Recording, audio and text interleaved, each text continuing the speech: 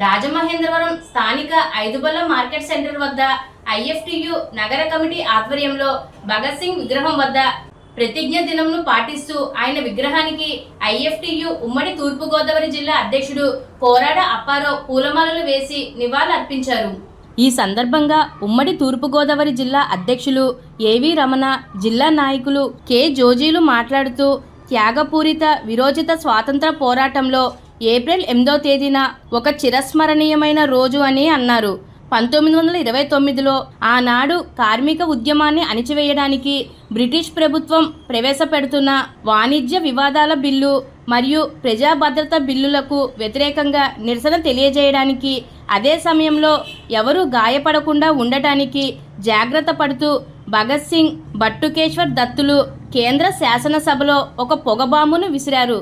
వారు కరపత్రాలు పంపిణీ చేసి వెంటనే అక్కడికక్కడే స్వచ్ఛందంగా పోలీసులకు లొంగిపోయారు. ఈ చర్య హిందుస్థాన్ సోషలిస్ట్ రిపబ్లికన్ అసోసియేషన్ చేసిన నిర్ణయానికి అనుగుణంగా చేపట్టారు. ఈ కార్యక్రమంలో ఐఎఫ్టియు జిల్లా ఉపాధ్యక్షులు కోరాడ అప్పారావు, నగర నాయకులు ఎన్ దుర్గారావు, సిహెచ్ సతీష్, ఎం రాజు, శేషు, భద్రం, ఈశ్వర్రావు, భవన నిర్మాణ కార్మికులు తదితరులు పాల్గొన్నారు.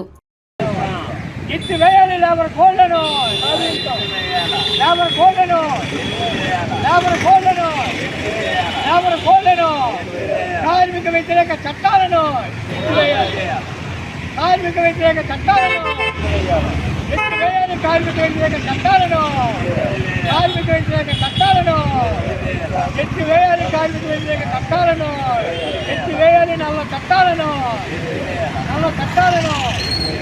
కాంగ్రెస్ భగత్ సింగ్ ఈరోజు 2028 ఫిబ్రవరి ఏప్రిల్ 8వ తేదీన ఆయన ఆనాటి బ్రిటిష్ అసెంబ్లీలో పొగబాంబులు వేస్తూ ఎవరికి హాని కలగకుండా స్వచ్ఛందంగా లొంగిపోయారు. అది ఎందుచేతంటే ఆనాడు బ్రిటిష్ ప్రభుత్వం ఒక పక్క నుంచి కార్మిక ఉద్యమాలను, ప్రజా ఉద్యమాలను, స్వాతంత్ర పోరాట ఉద్యమాలను అణిచివేయడానికి యొక్క ఆదేశాల ప్రకారమే పొగబాంబులు అసెంబ్లీలో వేసి తొమ్మిది వారైనటువంటి బ్రిటిష్ వారికి ఈ యొక్క నినాదాలు వినిపించాలి. ఆ యొక్క వ్యతిరేక విధానానికి ఏదైతే పాల్పడుతున్నారో వాటిని అమలు చేయకుండా ఆపు చేయాలి, చెబుతూ వారికి సైతం పిలిపించాలనేటువంటి ఉద్దేశంతో ఆనాడు ఈ యొక్క వాణిజ్య వ్యతిరేక బిల్లులను, అలాగే ప్రజా ప్రయోజనాల బిల్లును ఆపు చేసుకోవడానికి ఆనాడు ఈ యొక్క పొగబాంబు వేయడం, ప్రత్యేకంగా అరెస్టావడం, ఎవరికి హాని కలగకుండాను. అంటే ఈనాడు ఏదైతే స్వాతంత్ర పోరాటంలో పాల్గొన్న వారు ఈరోజు దేశాన్ని వెళ్తూ ఉన్నారు.